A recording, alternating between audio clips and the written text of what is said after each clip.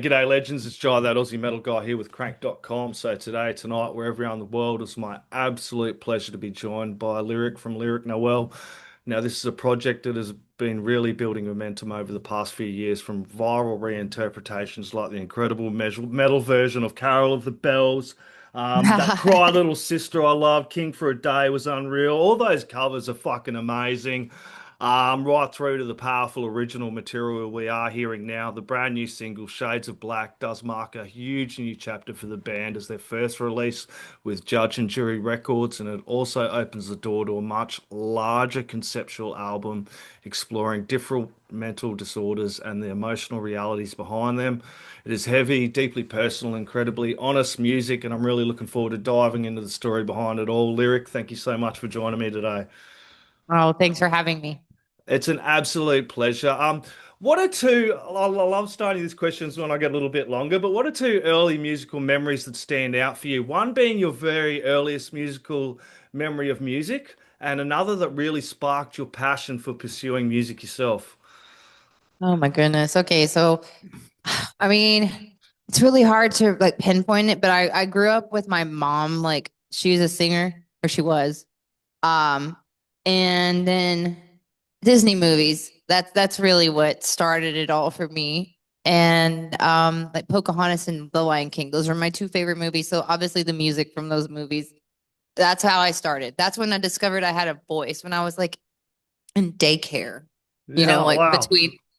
between like kindergarten and being dropped off at daycare after school. And I remember singing for my friends and stuff. And I was like, anyway, yeah. Uh, and I just kind of discovered that I had a singing voice back then, and I just kind of built on it from there. Yeah, Lion King is absolutely amazing mu movie for sure. Absolute classic. It What kind is of music was around you growing up? country Country. and yeah, country and classic rock. Yep. Were there any particular artists or bands that kind of really shaped your musical taste earlier on? Like when I was little, Yeah, I'm or kind of, yeah, what shaped your musical taste into the music, the artist that you are today? Like, yeah, into where you are into the metal? Because to go from country, you obviously got to have a broad range of influences yeah. well into what you're playing now is vastly Um, different. it is vastly different. Well, I first discovered In Sync when I was like 9. And I still to this day I love Justin Timberlake. If they were to announce a reunion tour, I would go in a heartbeat. If the tickets aren't outrageous. And then Britney Spears and Christina Aguilera, those are my three like pivotal, like, okay, I look up to these people. And then I found Nirvana, and a lot of things changed from then on. And then Kitty, and then Arch Enemy, and then I became more and more immersed into heavy music. And then when I found Sleep Token, it was just like the best of both worlds. Like my love for pop and blues music is now integrated with metal, and so that I will always like that is my favorite band of all time. You will never be able to sway me away from Sleep Token. They'll never make me hate them. I love them so much. So that's where my this they have inspired the current direction of this album, and I'm really pleased with the direction it's heading in. Yeah, side note, Sleep Token are absolutely amazing. I'm with you on that. I've seen them twice. First time they come to Australia was supporting North Lane at the Oh Bridgewater. It's a little wow, bit of God. yeah, it was a smaller venue, like not as big as because it was a great show because Sleep Token were just amazing. They were just kind of kicking off. And it was a smaller venue, like they're not going to go playing those smaller venues. You're going to be lucky to catch them in some of these smaller venues now. They're playing stadium shows, and they've just were putting on these amazing shows even then at these smaller shows when they were Did coming you get out to to meet now. them? No, unfortunately not. That No. would have been, it was just a great, great bloody show, eh? Both of them. Yeah, North Lane's great too, but I have to Oh, say Sleep Token is my number one. yeah. So when did you begin exploring your own voice as a vocalist and a performer? Oh gosh. I mean, like I mentioned earlier at 5, Yeah. I guess like, and I've just been Oh, you mean like playing in bands and stuff, or? Yeah, yeah, yeah. When did you kind of start moving out from that and start exploring your own voice and kind of moving out professionally as a vocalist and a performer? Well, honestly, meeting my husband is really what helped me ascend to where I'm at now because I always try to drive home to everybody that this project would not be what it is if it wasn't for my husband. Like you asked about him earlier. He composes, writes, records, mixes, masters, all of it. Um, so he's the reason I've discovered my voice the way that I have, I guess. Yeah, so Russell does play such a huge role in the project as guitarist, composer, and producer as well. Tell me a little bit about how the two of you first started collaborating creatively. Pretty much like when we first started dating. Like I remember I would be like I'd sing songs in my car and record it on my phone and then like just upload it to Facebook. And Russell was friends with me on Facebook and was liking and hearting my stuff and everything. And that's kind of how it all began, Like we would talk till like 5, 6 in the morning, and I'd have to be at work at like 9 a.m. the next day or whatever. And I'd only get 3 hours of sleep, and it was well worth it because I didn't know, but I was talking to the love of my life and the person who was going to help launch both of us. This is his dream too. It's not just mine. So, um, but yeah, that's kind of how that all started. We started putting covers out in 2018, actually. Yeah, we'll start with a love heart on Facebook. There you go. It did for a lot of people as well. So how did that all eventually evolve into what we know as Lyric Noel today? Um, I just I decided to start like putting covers out on TikTok, Yep. and they started to perform well, and it just evolved from there. Like I got this like wild idea to just to do like, why don't we take a Christmas covers and turn them metal and we'll see what catches fire, and see what sticks, and that's what that's what launched us to begin with was the Carol of the Bells cover. That's what everybody knows me from, and Cry Little Sister. Yeah.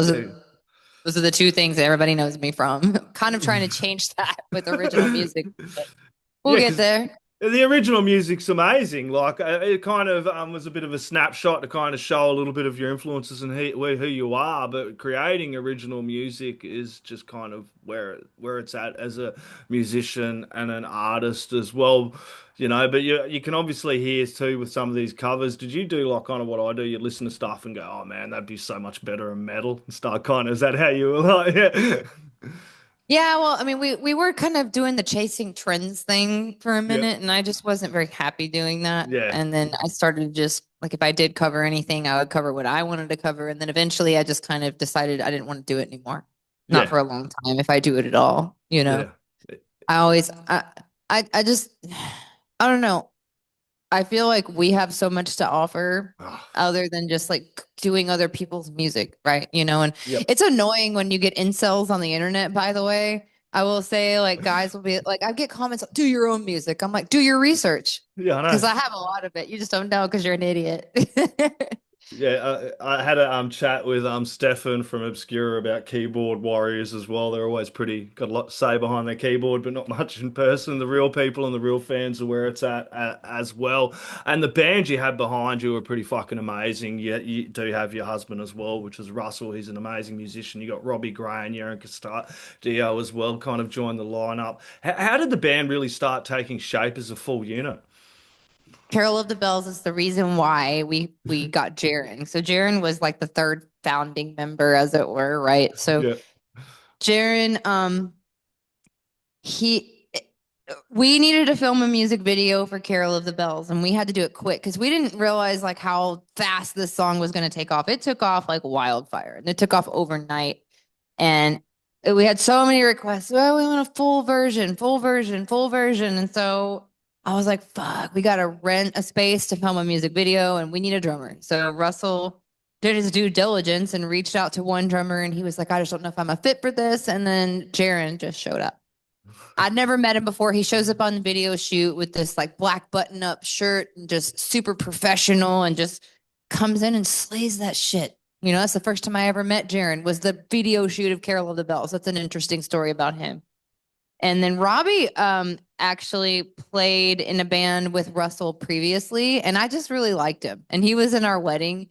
And we have two guitarists and no bass player, right? We just go. We I'm not like opposed to the idea of a bassist, but we backtrack bass. Yeah. So So I want to chat about some of your original music because that's where it's at. The original music you guys have made is unreal. You got that Metamorphosis Unplugged, which recent I'll talk about a couple of the more recent singles, but the Blood and the Water, killer track there. Tell us about that one that did drop last year as well. man, I love Blood in the Water. That's my Yeah, favorite. Like I you want to know where I got the inspiration for that song? I'm a huge animal advocate, yep, and I'm sure you are too, yeah. I being from love them. Australia. Um, the documentary Blackfish is where I got my inspiration from, and that's why I'm wearing a wetsuit in the video. And that's why there's water and yeah, so it's basically a representation of what happens whenever you lose your fucking shit and you finally just snap. And that's what these animals did in captivity. They did that one that the documentary is about. He lost his mind, and so he Yeah, killed multiple people. And so that's what Blood in the Water's about. Like that's the origin and the like why what inspired it, but it's so vague that you can kind of apply it to yourself in like what happens whenever you finally just snap. So that's yeah. what Blood in the Water's about. Yeah, it's an amazing track. As the music started evolving and the themes and the songs also became much more personally, emotionally honest, it must have been good as an artist to kind of step out of that, as you mentioned, like away from that earlier cover label as well, and to be able to express yourself honestly and more personally as well as an artist and performer. Did you hear the regular Metamorphosis? Yes. You like, okay, cool. I was like, I don't know if you just heard Unplugged or what, Yeah, but yeah. I'm thinking about doing as this cycle progresses, I'm considering doing a Shades of Black Unplugged. I'm not really sure yet. Just been thinking about it because I've kind of decided I want to do an Unplugged for every single cycle. So, but that one I figured was perfect to do it with. I think you should absolutely go amazingly well. Your music does explore mental health more recently, struggles very openly. What made you decide to approach these themes so directly in your songwriting? Because that's what I write about anyway, Yeah, So I just figured like let's lean into this and make this part of my image and who I am, and there's really no point in like not leaning into that because that's who I am.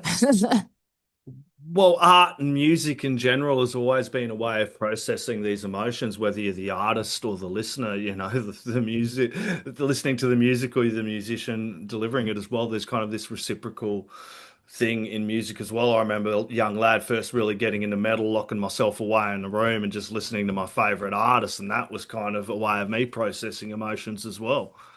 Yeah, for sure. I didn't know if it was processing or what, but like it was something. And it shaped who I am today.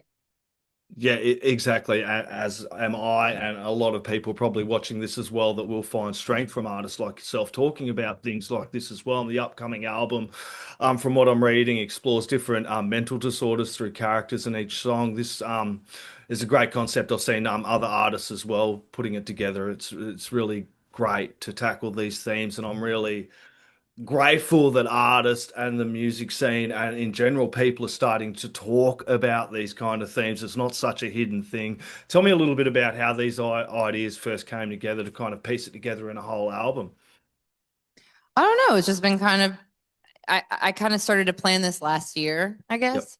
I didn't know what I was gonna do. Like what inspired Sun Gazer was the eclipse, actually, which explains a lot, right? But I wanted to throw that into an EP, and then save like everything else for the main album, which would be I didn't have a name for it yet. I do have an idea, a tentative name for it right now, but I'm not ready to unveil that to the world just yet. Yeah, yeah, that's for sure. Before I jump into Shades of Black, I want to talk about that Sincerity track you did there with Butcher Baby, Saliva, Harper, and yourself. Judge and Jury Records signed through to them. That was a pretty cool track as well. Tell me how that worked. I just got an email from I believe it was Joey Sturgis Tones, and they were like, "Do you want to participate in this?" And I was like, "Sure." It just obviously that experience went well enough for us to feel comfortable to sign with them as a band. Yeah, exactly. I seen that, and the new single "Shades of Black" explores the personality disorder, borderline personality disorders, and kind of the I imagery have around that. the yeah, yeah mate. I have family too as well. Very very close family that struggle with it as well. Black Dahlia is incredibly powerful. Can you talk about the emotional story behind this song? Um, you know, when you have borderline personality, you experience the world through multiple shades of darkness. And so that's why they and it's kind of if I don't know if I'm allowed to say the word Asian, and that's just all these different shades. Just I'm just over it. I'm just done. That's what it means. I'm just done. Yeah. Musically, the band blends heavy, atmospheric, and alt elements together. How do you approach building that sound? I suppose a lot of that's on Russell as well, with the musical side of things. Yeah, because he does an amazing fucking job, eh? So Russell does most of it, 99%. And then Robbie wrote two songs. Yep. He wrote Blood in the Water and he wrote Gravity on the Sun Gazer EP. And then what he does is he rough records this stuff and then gives it to Russell, and then he takes over and adds all the synths, all of the the elements that you're hearing in the song, that like the sinking ship sound and like the all of that. That's Russell. He does all the post stuff, or he did all the post stuff in those songs, but all of those atmospheric sounds that you're hearing, excuse me, I'm so sorry. All of those atmospheric sounds that you're hearing in our music and all of the finite details, that's definitely awesome. He does it all. Yeah, and we did kind of mention that the Sincerity track you kind of was the first little arcane. We're going to side with Judge and Jury, and Shades of Black is your first release with Judge and Jury Records, which is founded by Howard Benson and Neil Sanderson's a couple of great musicians and producer there as well. How did that partnership come about originally?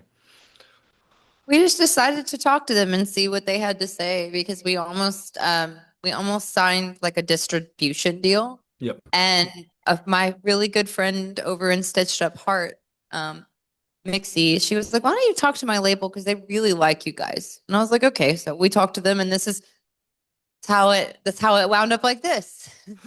Yeah, they got a bunch of great artists on there as well.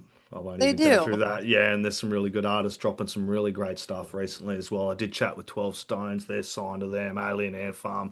I've chatted to a bunch of bands actually on Judge and Jury. It's a really, really cool label, and you guys are just gonna fit in well as well. Has that collaboration changed at all with the creative or production process signing with these guys, or they're just like, you go for it, we know what They you're let doing? us do whatever. Yeah, that Yeah. was my stipulation of signing to any label. I didn't care who it is. My husband has to be the one, Yeah. because you know I'm sure there's obviously hundreds of great producers out there, but like this is my husband's time to shine, and I don't care about anybody else getting that chance because they already had that.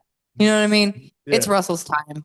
It's been a long time coming. And it sounds great because we've done it really well with Russell's sound. So why not bring it to the industry in front of industry professionals? And I can almost assure you that the owners of the label, one of them being Howard Benson, would probably not be okay with having some like no name producer have stuff like come out on their label, right? So I'm glad Yeah. that they allowed that. Um, and then, by the way, we may or may not have something coming out with 12 Stones in like a couple weeks. So Yeah, yeah, Paul's a great guy. yeah, You go. I don't know if he mentioned that to you. Probably not, but I don't know. No, Well, if you It You can was cut it out. it was about a month or so ago anyway, so we wouldn't have released anything that needed not be released as well. The latest track, film clip Shades of Black, I will talk about that. It's amazing. The band's visuals and the music videos are clearly important as part of the visual storytelling as well. How important is that when you're bringing these songs to life? Extremely. Like before we were Yeah, doing videos ourselves and we did a good job, but like just how like Russell's mixes are like like just insanely amazing and his music is just so the way he writes and the way he mixes, masters and produces music sounds amazing. We needed a cinematographer to capture that sound and put it into a visual. And we also still do our own video and we don't do a bad job, but like there's a massive difference between a professional cinematographer and then doing a music video yourself.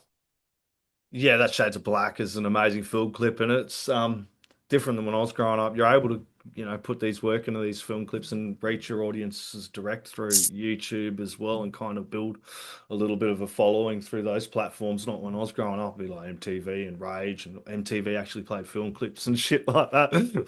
We must be the same age because you talk about yeah, we're from the same era for sure. But uh, I was in like middle school in the early 2000s, 2001. I Yeah. was a baby.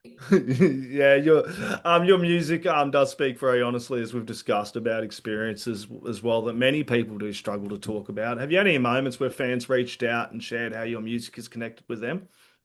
A couple of times. A lot of the times they'll hop on our live stream and they'll tell me, and that makes me feel really good. Yeah, Um, and then I would love to be able to tour because that's actually something that I feel like would be so fulfilling for me to talk to these people in person and like hear what they have to say.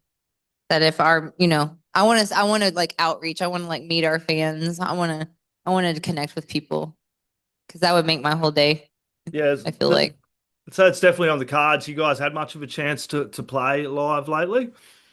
No, right now we're focused on this album and onboarding, Yep, but yep. it's gonna happen very soon. Yeah, with the new single out and the album unfolding piece by piece, what excites you most about this next chapter for Lyric Noel?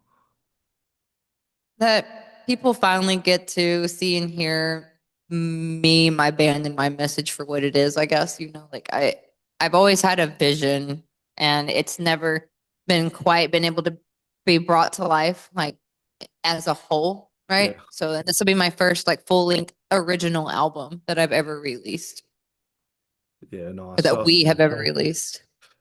yeah, that's really good. So everyone keep your bloody eyes and ears to Lyric Noel. There's going to be a whole bunch of stuff. So if someone's discovering your music for the first time through a song like Shades of Black and hopefully through the originals and working their way through, what do you hope they feel or take away from the music? I don't know. That's a good question. People ask me that question. My answer is usually like whatever purpose it needed to serve at that time for that specific person, I guess. Yeah, exactly. Music's so subjective. We all It feel is something from it. Yeah. exactly.